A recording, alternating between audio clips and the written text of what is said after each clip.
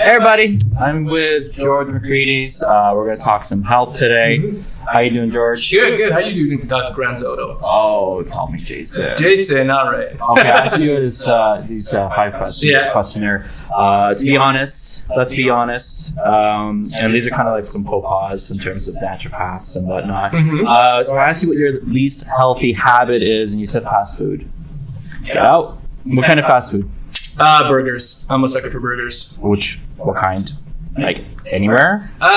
C&Dubs is probably my favorites in terms of like fast food. Have you heard of them? What? C&Dubs? C&Dubs. No? It's in Mississauga. It's a pretty good burger joint. It's like that classical diner style. Okay. Yeah. And it's just like a greasy burger? Greasy burger, yeah. What do you put on it? Ketchup, mayo, tomatoes, mustard, like everything. How often do you have it? Not often. Maybe like once every month and a half. That's good. I'd have it every day if I could, but you know.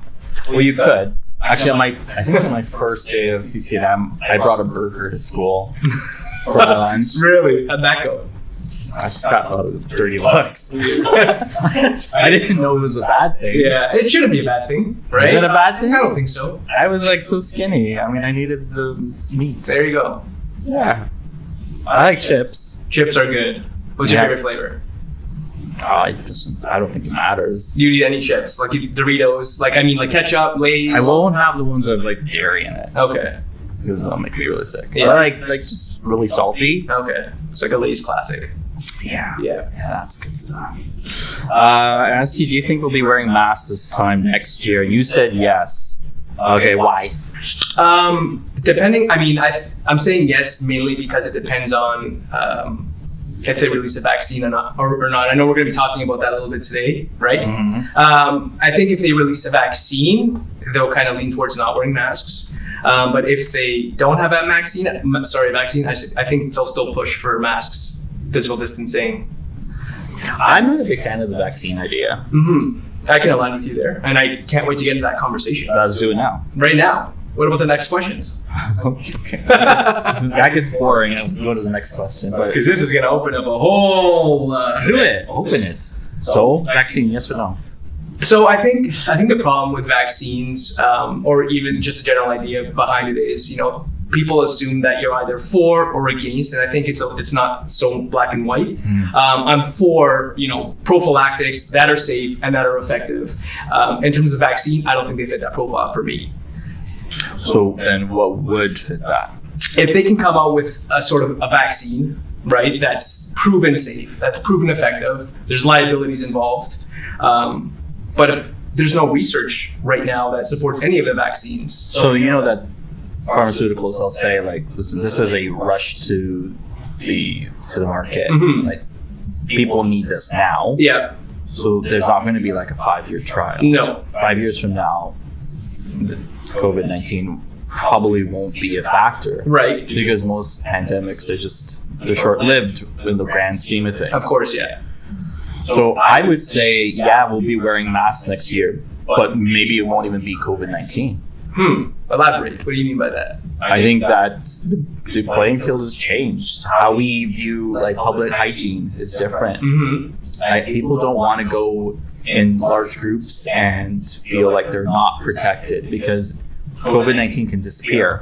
Let's just hope and say that it does, with or without a vaccine. Yeah.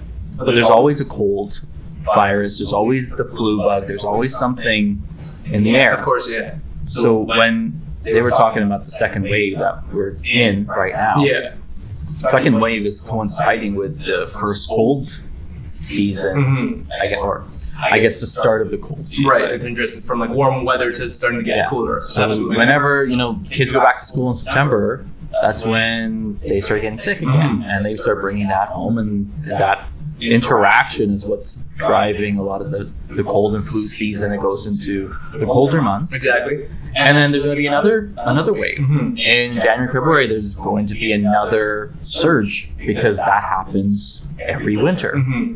So I'm not sure if COVID-19 alone is the problem. I think there's been a lot of lack of understanding on just or a lack of acceptance in terms of hygiene when it comes to like if you are sick you have a cough, you have a fever, you should be at home. I mean, I deal with it with my kids because when my kids would be going to school, they'd come home every few weeks with something. And that means other parents are bringing their kids to school and they shouldn't be. Of course, yeah. Now there's a zero tolerance for that. So I kind of like the aspect of a higher level of urgency or understanding of what, I mean, if you are contagious, you should know that and know that why should someone else have to suffer that? Absolutely. So that's slightly aside from the fact that people are going to be wearing masks next year. I think just it's in our psyche now. So you think we're going to be wearing masks, but it might not necessarily be due to COVID. It might be more from like just a general preventative measure. Yeah. If I'm not mistaken. Okay. Yeah. I think there was a time when people would go to like use a public washroom and grab the handle when they leave. That's becoming less and less. You usually see people like you see a wad of paper towels that are just kind of left on the floor. Yeah. Because someone's not, even if everyone's washing their hands, like you don't know for sure. And Of course. there's like, okay, I wash my hands, I'm clean. Yeah. There's that door handle. Whether it's like OCD or germophobia or whatever it may be, I think we've already reached that line. Maybe it was a couple decades ago, but now everyone's kind of like, just wash your hands. And even now, with shaking hands, people are going to be less hesitant to shake hands when they meet somebody. I mean, this fist bump or elbow, whatever, like that's I think a fad. But I think we're getting to a point where we're becoming a hands-off society.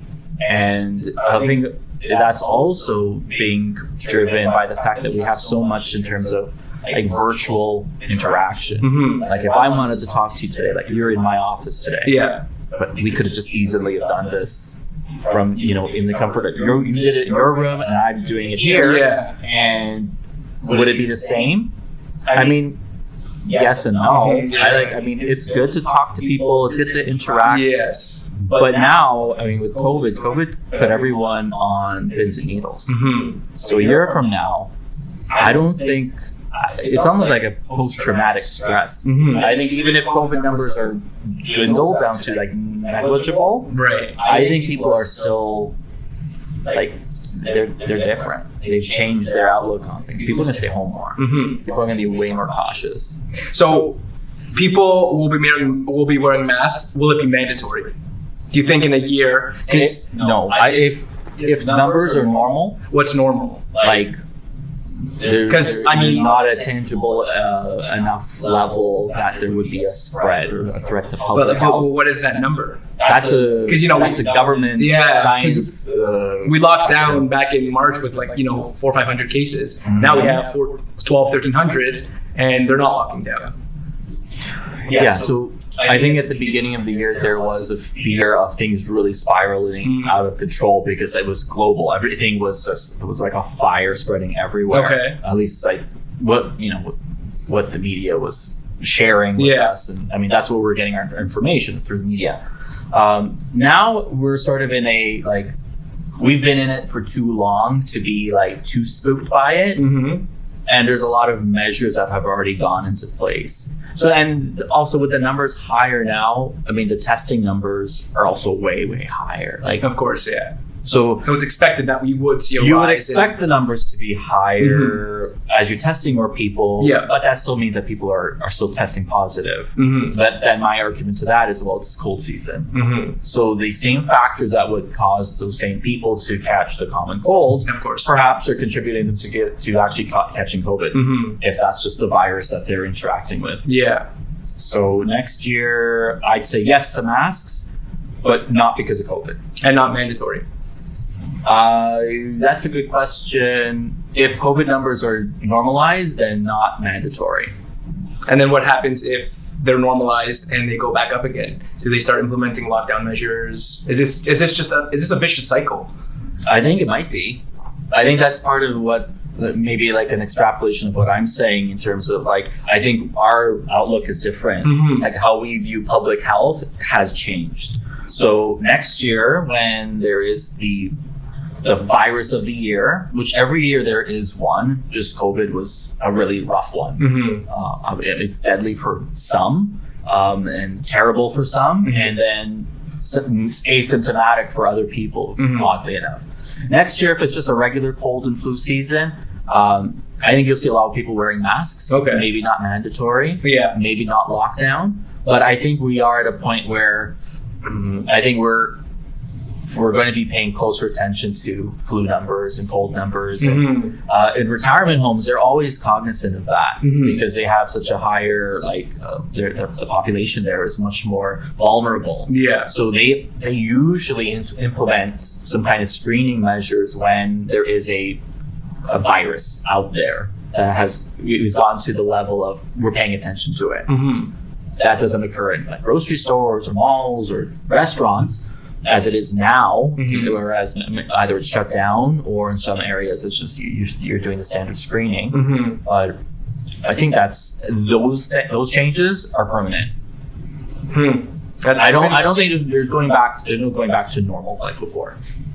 Yeah, and I mean, I kind of think of that too, and it's terrifying to think that because I want to get back to normal. You know, this idea of new normal is, you know, there's many things that I don't agree with, but I want that aspect of human behavior, that handshake, that close contact. So how is this going to change that human behavior? People are scared to shake hands with one another. People are scared to hug a stranger. These are important things that keep us connected. Yes. And now I feel like, you know, everything's virtual. We've never been more disconnected. How is this going to change, you know, our interaction moving forward? I think the benefits of human interaction will be lost or have to be replaced with something else. People are going to just stay in their houses more. People are not going to know how to talk to each other. People are going to become, I guess, introverts in a sense, but may also seek outlets like a virtual or social media outlet as a means to interact and socialize, I guess, if you can call it that. But it's I think in parts it's very dead. Of course. There's no it's not real. Yeah, it's like almost like having a friend that's like you just text message them, you've never met them in person, right? But it's like a pen pal. But it's like you don't know anything about this person. You don't know even the sound of their voice really. So how do you know like what they mean so. There's a lot of stuff lost when you're doing that online connection. So how is that going to affect, you know, health? That's just a general term, whether that's physical health, you know, mental health. Yeah, well, people are staying home, they're going to be less active. That's just one. When people they stay home more, they become less sociable. They become more depressed. So depression is on the rise. Right. You can have a whole bag of worms in terms of the social related mental health problems. Absolutely, yeah. So there's that. So we already covered physical activity down, mental health down. You know, connection. Yeah. If you're staying inside all the time, I mean, there's only so many walks that you can do. And of course, in Canada, you know, going out for a walk in December, January is not the funnest. Yeah. What do you think? Yeah, no, I can agree with you on many of those things. I feel like a lot of people are just not necessarily overlooking it, but I understand, you know, we have to be proactive in kind of containing this, but at the same time, our physical health, our mental health, our, you know, human connectedness, what's going to happen to this fast forward in a few years? These are super important, you know, parts in our life, where people feel, you know, more disconnected now. People are terrified to say hi to a stranger. Yeah, I think social fears and phobias are going to skyrocket. I think people will panic with the idea that they have to go out in public or meet someone in person because they won't have that experience. They won't do it. It'll be easy enough to be behind their keyboard and you know, send messages and interact with people that way, but then when you have to actually walk into a building and see people, like there's a whole aspect of like knowing how to even like just to walk, to stand, to talk, to introduce yourself. Of course, yeah. You don't learn that just by a keyboard. Like you have to just, you know, it starts when you're young too. So that's why you try to encourage kids to be more like, you know, go talk to the other kids and start to learn socially. Like it's socializing. Of course, yeah. And that will be gone. That's, every time you say that, it's weird. Yeah, it's weird. But you know, in a lot of ways, it's already been gone. A lot of my patients, they already show signs of this. This isn't something like COVID aside. This was already happening. kids were already locking themselves in their rooms, Yeah. like staying inside. Like the gaming, the social media. And Yeah, and part of that is I think an outlet, a way for kids to socialize without actually being out. Mhm. And some people would argue things are not as safe as they used to. You can't just go to the mall and hang out. Like you hear shootings at malls all the time. At least we're hearing them. So there is that kind of drive to be like, well, I kind of just feel so safer at home. Mhm. But I think safer for a lot of these kids is like safer, like emotionally safe. Like I'm not out of my comfort zone as opposed to violence. Mhm. That's relatively lower. Of course, right? yeah. I was actually having a conversation with a friend, and I think they were in the mall, and they were with their kids, and I guess the child saw another child hugging somebody, and their son looked at them and said, "Look, Dad, that's bad." And I was like, "That is, a powerful statement and awful for a child to think that hugging is bad." Yeah. Well, that's what they're taught. Yeah, Everyone's taught that. and it's what like, and how is that going to change? The child's mind is developing. They need that. everyone is just going to be completely individual, even from their family. Mm-hmm. As I know, it sounds super pessimistic, but this is what's socially driven now.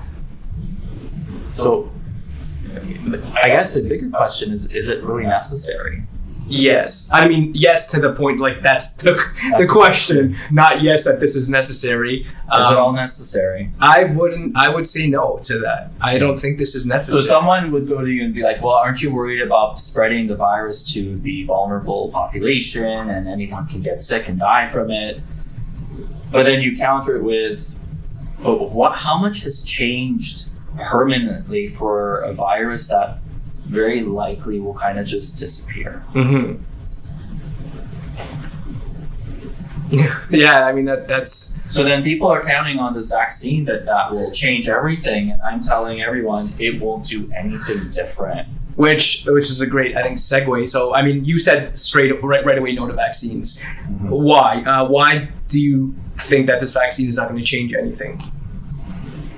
Or vaccines in general. I mean, since we're on the. Well, I mean, people, like, if we borrow from history in terms of recent history, like the flu shot, Mhm. that isn't actually a guarantee that you won't get the flu. Of course. So if we do max vaccinations against COVID, there's still no guarantee that people will not get COVID. Mm-hmm. So then there's still a risk of getting it. So then do you have the confidence to say that we don't have to wear masks and we don't have to social distance anymore? Mm-hmm. And I would argue that the government would probably say, no, you still have to. So what's the point of the vaccine? Exactly. Because a vaccine comes out, awesome, everyone gets it. Now, how do we differentiate?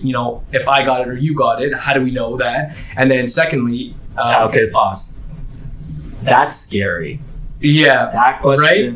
Yeah. So how do you know? Exactly. And how when the vaccine does come out? Do you have a vaccine passport? I've been marked. I've been Right. stamped, so I can go. I can haven't go been travel. stamped, I I can't go. can go wherever I want because There's a lot of countries now. If you're able to travel there, you have to show that you've been tested negative for COVID. yeah. So that's one thing. That's just a test. That's relatively acceptable, I think. Like, other countries have to protect their borders. Mhm. They can't just let anybody in Of course. without knowing if they're healthy. Yeah. You don't want to. That's how pandemics start. But if you are given a pass because you've been vaccinated, or you cannot travel unless you're vaccinated, that gets into some scary human rights issues. Mm-hmm. I don't even know if I want to touch that subject. That's way deep. It is very deep. I mean, it's something I've thought about. Can you enforce it?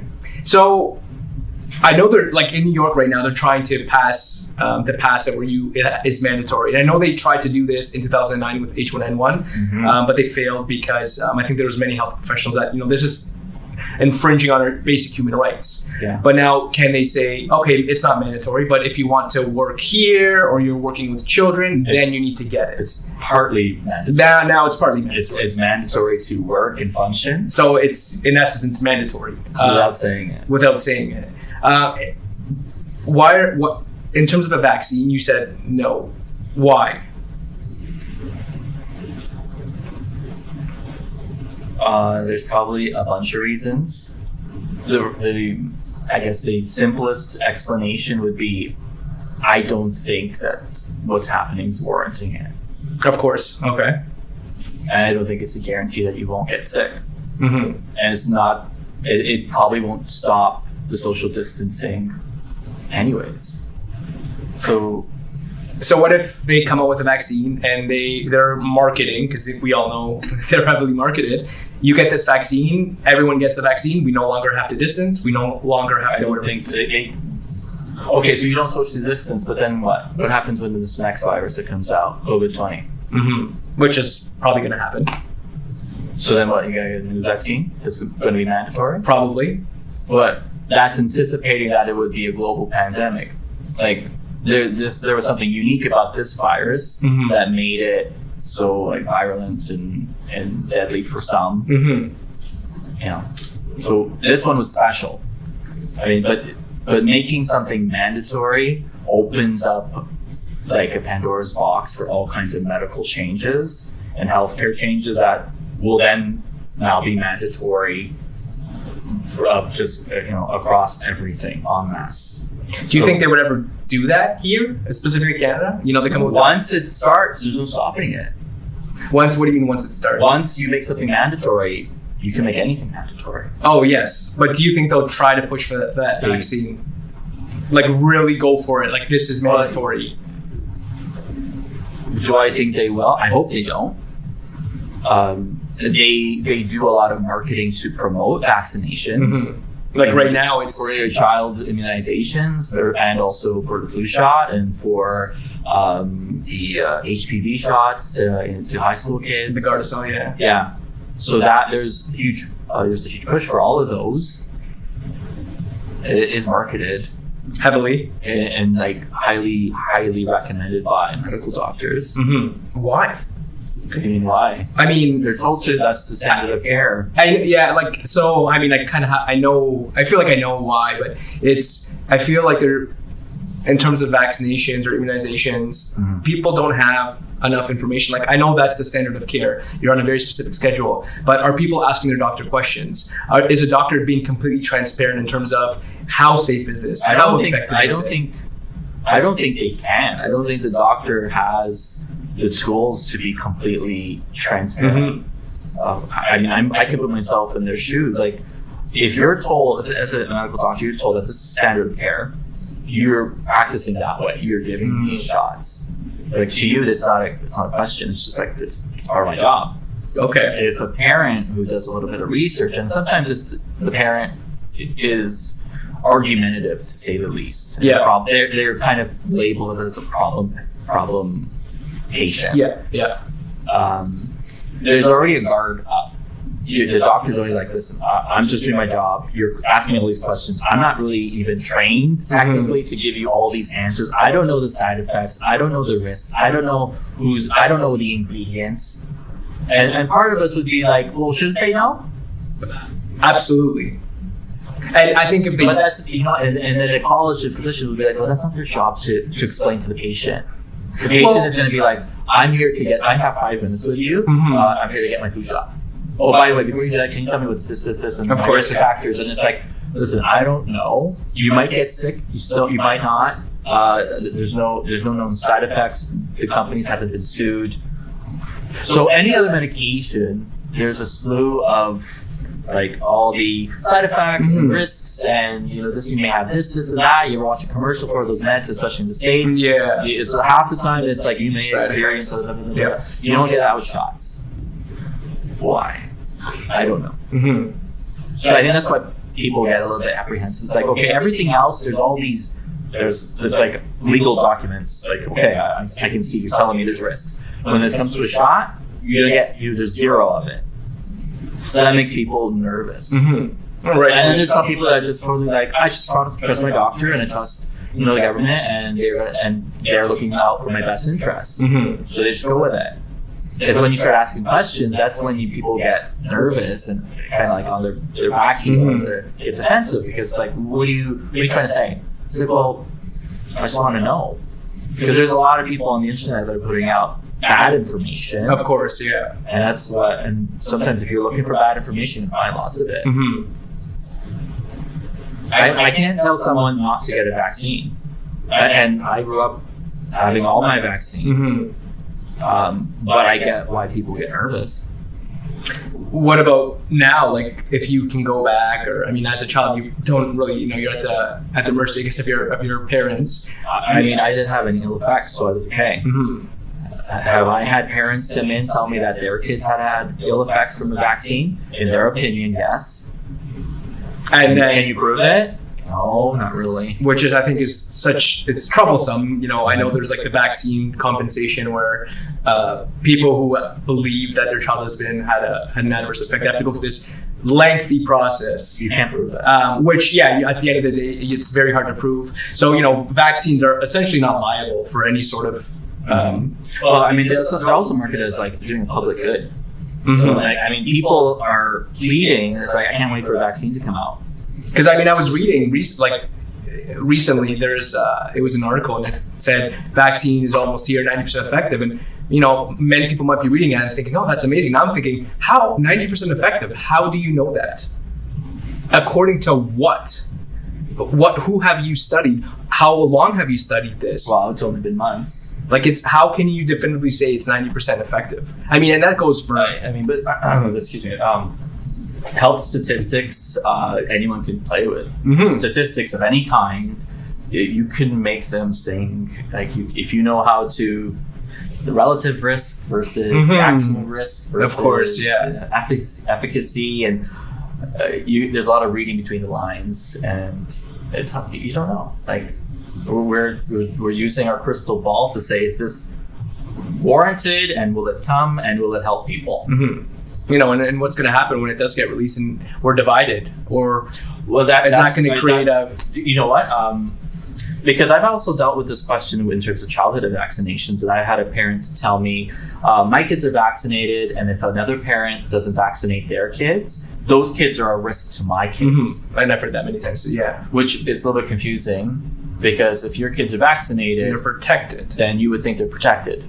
But then the counterpoint would be, well, it's not 100%. It's like, okay, well, you're taking in something that you think is, or hoping it would be 100%, but there's no guarantee.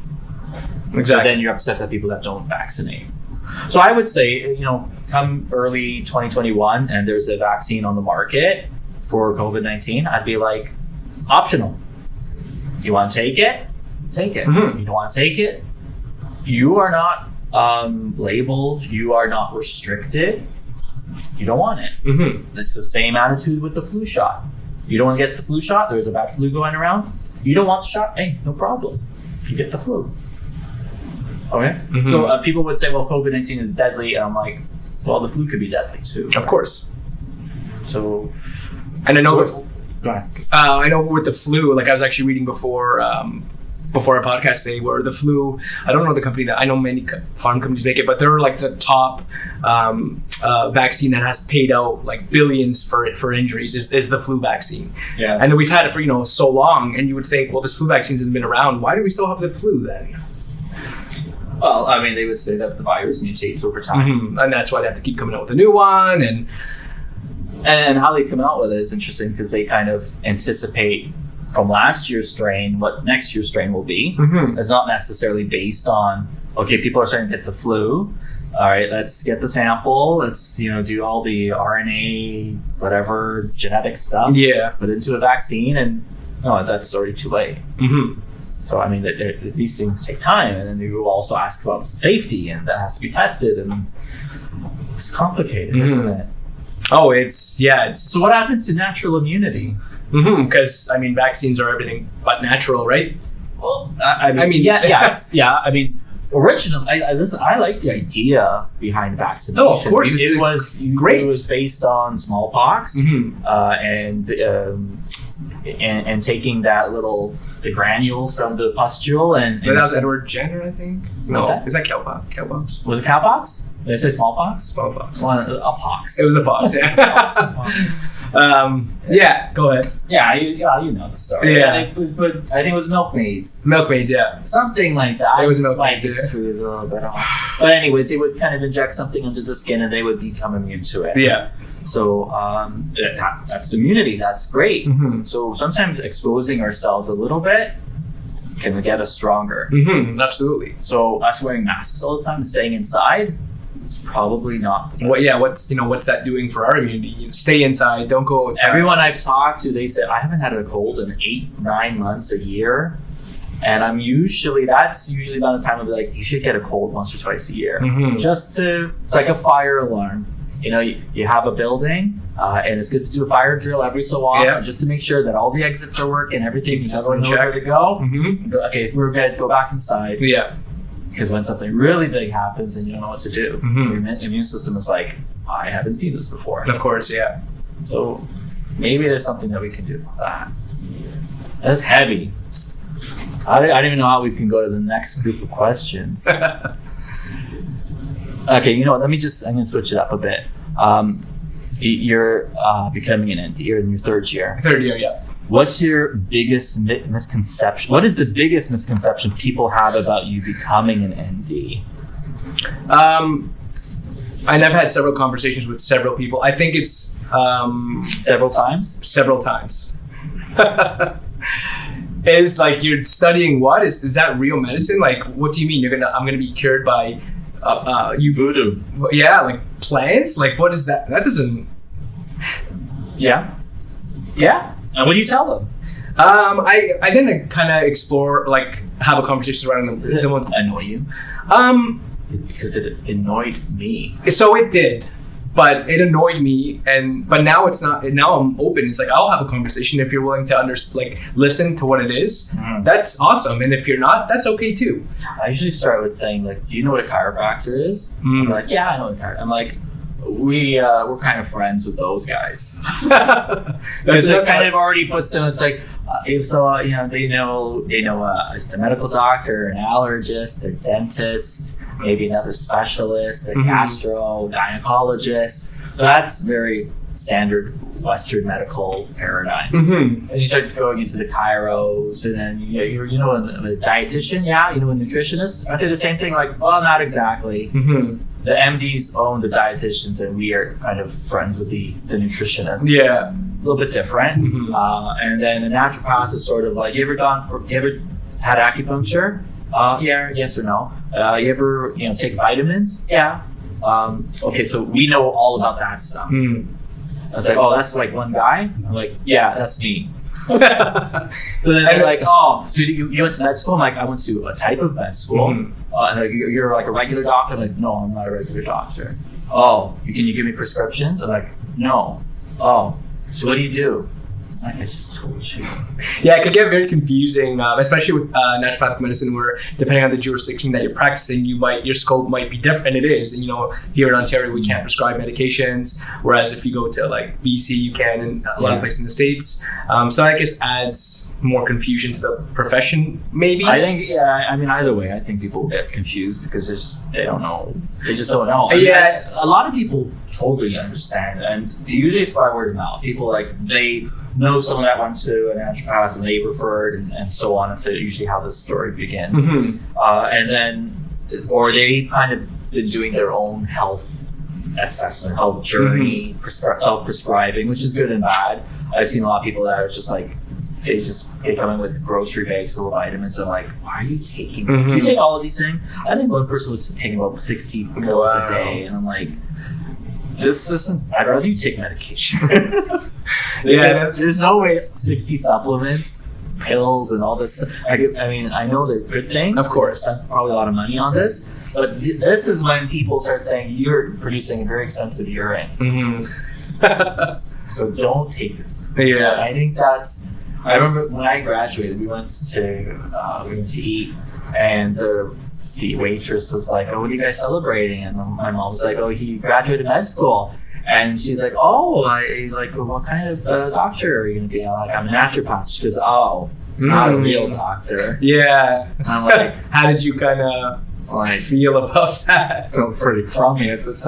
It bothered me way more then. Yeah. Now it's laughable. Of course, yeah. And I think that also the climate's changed. It has. People are way more less ignorant. Yeah, and people, I think a lot of people that I talk to, they just want more answers about their health. They don't want to walk into an office and be given a medication and off you go. The funniest line I ever get from someone is that they're very nice, and they'll be like, "I totally believe in you people."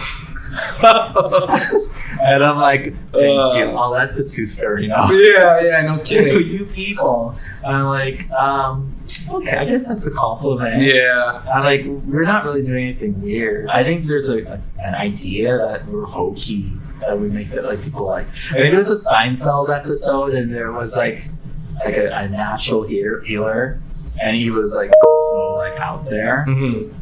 And I think that's where natural medicine totally came from. Yeah. But I mean, it's not really the case now. No, I think it's moved away from being an art, and it's become a science. Yeah. It is a science. It is a science, of course. And it's a product. Yeah. Because everything that we give has to have efficacy. Of course. And number and all that. Yeah. Nothing is like, there's no loopholes. No. Not anymore. And then, when you're giving, herbal medicine or botanicals, you have to make sure it's safe. Are there any interactions like similar like you would do to prescription medication too? Oh, yeah. Yeah. I mean, I think people they get scared, and I think other practitioners will be like, "Oh, we don't know what's in those things, so make sure you don't take them." Mm-hmm. It's like, well, they don't know, but we know. Of course, yeah. So that's me. So then it's a bit an issue of trust. Yeah. So, I mean, we used to put all our faith in one practitioner, and now the landscape's different. Yep. What's your secret talent? You wrote you can read quite fast. Can you really? I can. I mean, I don't know. Speed reading? Yeah, I can read pretty quickly. Like, you ever watched the infomercial? It's old. I don't know. You're probably too young. And the guy would just do this. Maybe not that fast, but I can. And then he would go like, "Well, this is interesting." And he would start telling the guy about. And I think it was Kevin Trudeau.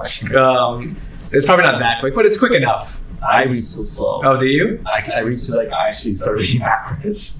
What do you mean reading? Like no, stupid. Oh. The cards just roll back. No, I fall asleep. I can't keep I lose my attention. Oh, gotcha. ADD. Well, you got through med school, so you must have been good at it. I browsed the page. I'm like, this has to do with the liver. Okay, answers liver. What health community is your least favorite, not in line with your beliefs? You wrote down vegans. What happened? I love vegans. So, I mean, not so much from and this is nothing against vegans, not so much from You wrote vegans. I know, I wrote How vegans, is that not against vegans? but I want to be clear in the sense, I find with diet, and this could go both ways, whether you're vegan You better make this good. or on the, paleo, I found That's two very different groups. yeah, but I find that a lot of people who, I guess the one that I've interacted with, it's kind of vegan is the best way to eat, and if you're not a vegan, you're not healthy. Well, I was. This is very tongue in cheek because I think we kind of have the same background. Mm-hmm. I think groups. I wrote health communities, but really, it ends up being a cult. yeah, It's very much a cult mentality. It's like, I'm this. I'm whatever it is. We can make it up. I only eat green foods. Yeah. The greenest. yeah, So I eat green foods, and if I see you eating something red, I'm like, oh my gosh, Right. you're eating red? You know what red does to you? You know, red has a life force, and you're eating that, and you're... I think people are just trained to be judgmental. mm-hmm. Yeah, of It's course. like, if you want to be a greener or whatever, do it.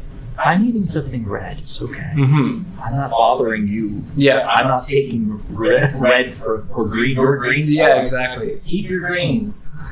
I think people don't like when they come in with a specific diet, and I picked on vegans just because I have to admit, and on the screen for the longest time has been your blood. It was your live blood, and I want to talk to you about that. Vegans have the best live blood analysis Oh, do they? I've ever seen. Wow. So there's a point for them. Yeah. Now, there's other things in their health that not necessarily on the live blood that are problematic. Mm-hmm. But in terms of cellular health and energy and detoxification and low inflammation, Yeah. they're on point. That's amazing. It is amazing. That's amazing. Like that, it makes me want to be a little bit more vegan. But not all the way. No, Why? because I feel like I need protein, like animal-based protein, Mhm. and the iron that's from it. And I'm more of like an omnivore. Like, I want to eat and enjoy everything. Gotcha. And I think food should be enjoyed. Mm-hmm. I mean, that's part of the reason why I asked about the unhealthy habits, because I think there's also a need for moderation. Of course. Well, I mean, you're saying of course, and I think you get that. I'm saying of course. There's a lot of people that are really like, no, I can't.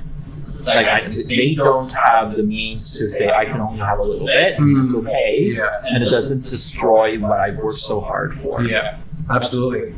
I think that's why I call it a little bit. There's a tendency for people who are super strict with a practice in their diet that they can't deviate. Yeah, it's like no, I can't. Or people say my kids have never had sugar.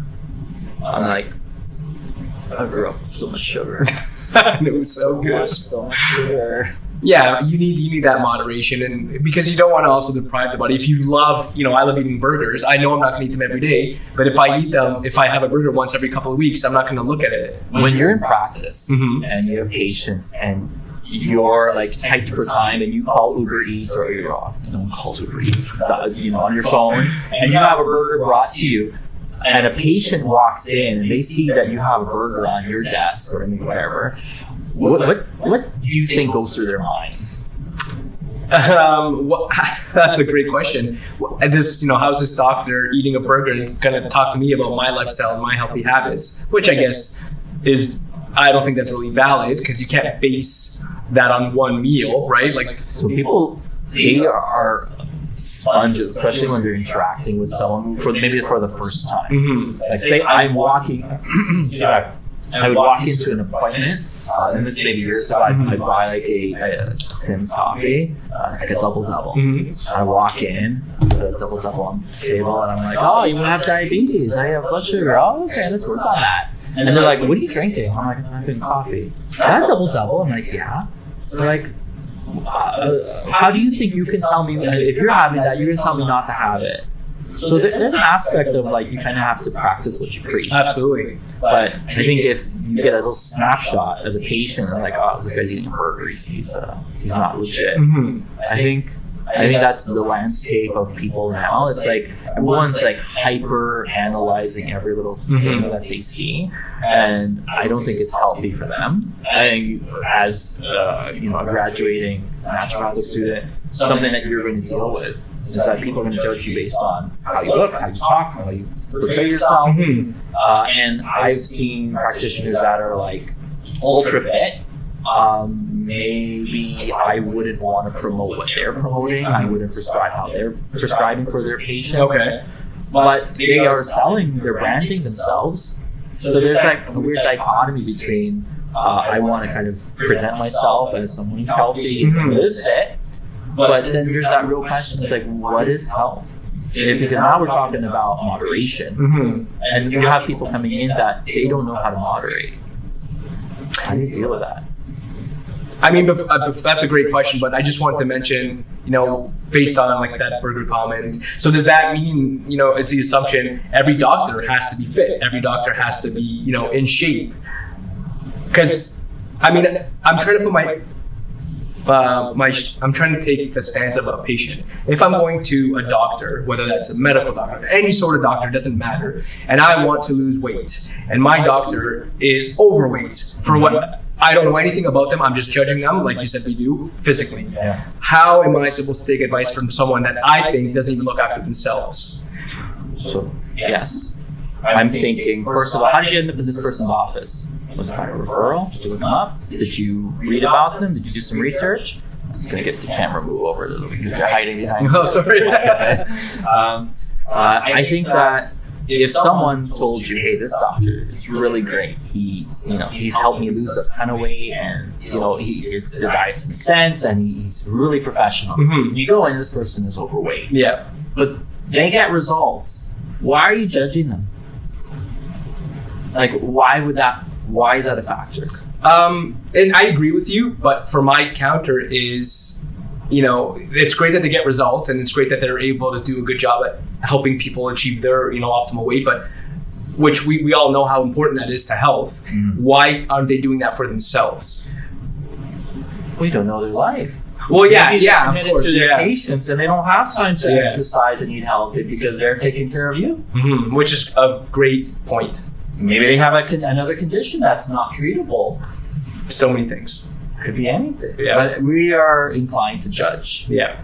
So I see you with your burger, someone sees you with my double-double, and it's like, Oh, these guys, they're not what I'm looking for. Oh, they're lost, I guess.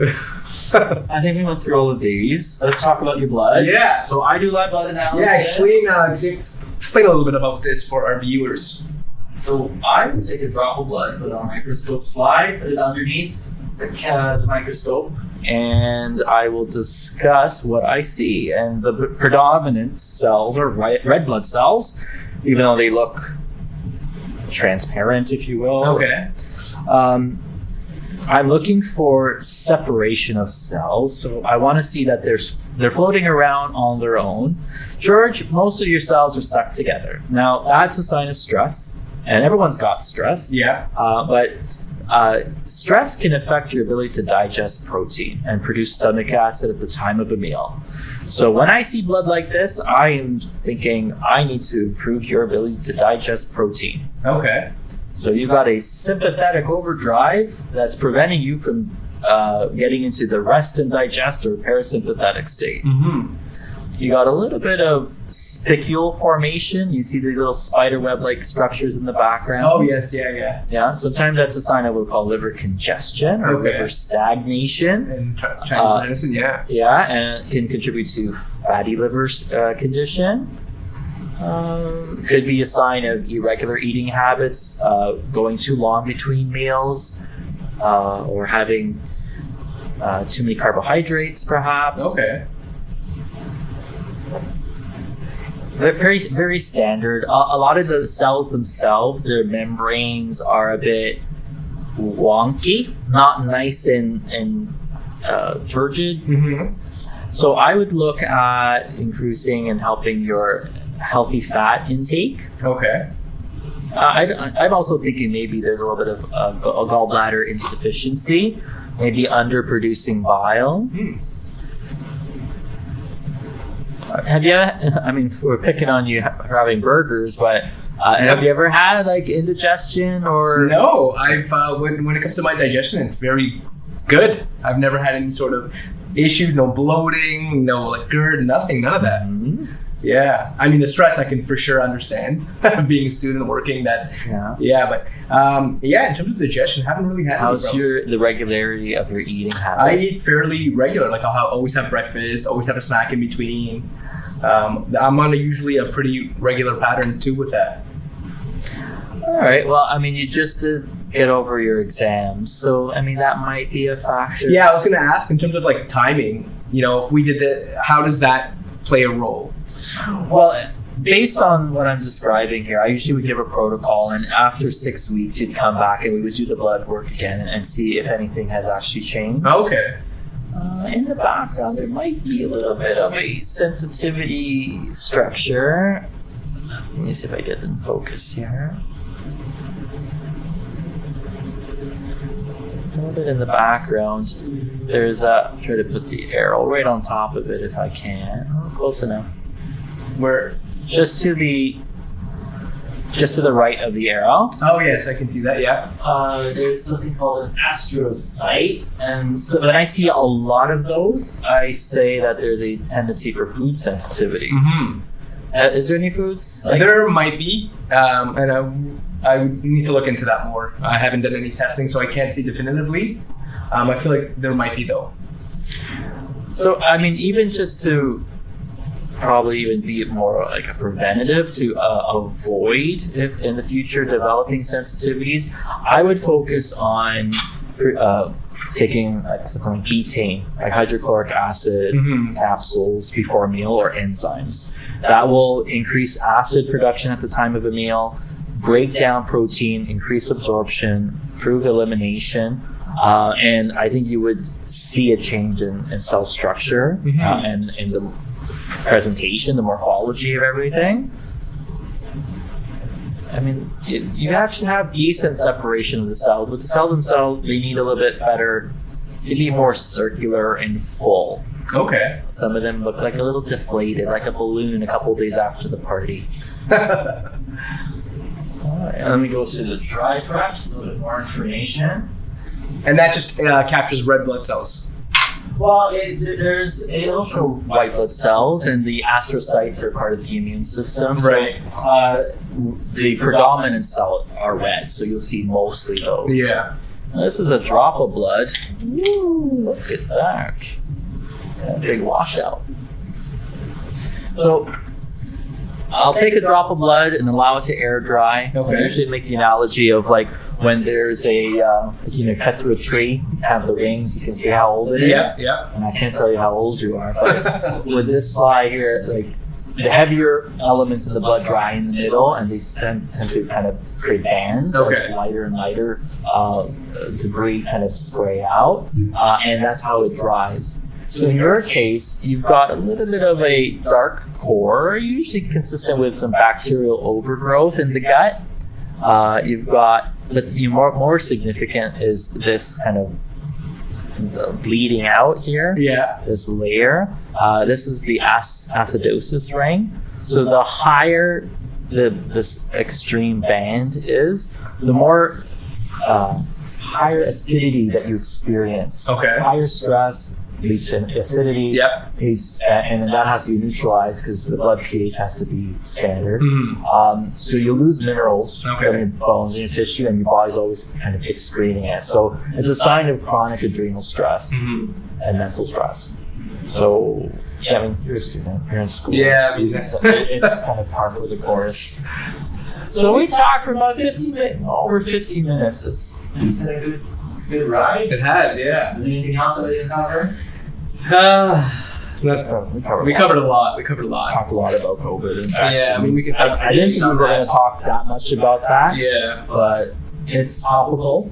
I think people are interested and I think so too, want to know yeah. about it. So, thank you. Mhm. We're going to do this again soon. Yeah, that's awesome. And Yeah, thanks for having me. yeah, this is good. And all the vegans, can you tell them how they get a hold of you on social media? Yeah, just let's grab. I love everybody, vegans included. Especially vegans. Only vegans. Yeah. Only vegans are my friends. All right, guys. Thank you very much. And you can catch us on YouTube, and I'll probably put these on Instagram Yeah. at some point. And I know that you have a couple of videos yourself coming out. I do, yeah. Look that out. Look out for George on Instagram, and we'll talk. Yeah, for sure. Okay, Sounds good. See ya. See ya.